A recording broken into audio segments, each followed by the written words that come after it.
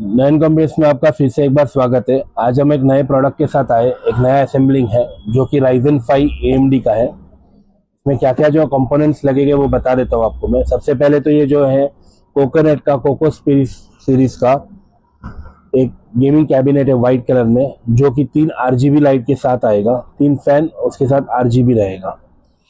इसके अंदर जो है मदरबोर्ड लगने वाला है वो है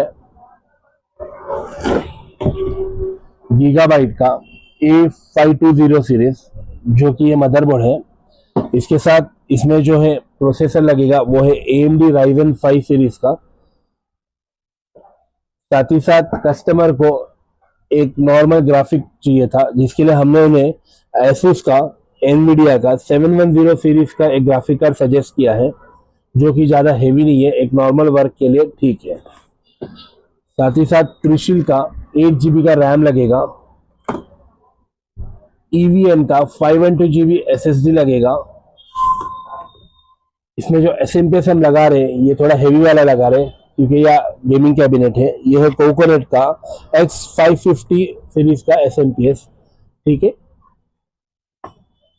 साथ ही साथ हम इन्हें एक 22 इंच का मॉनिटर दे रहे हैं, जो कि वाइट कलर में कस्टमर ने डिमांड की थी, क्योंकि इनका ये कैबिनेट भी वाइट कलर का है, इस वजह से। साथ ही साथ गेमिंग कीबोर्ड और माउस। तो चलिए इसे असेंबल करते हैं और आपको दिखाते हैं।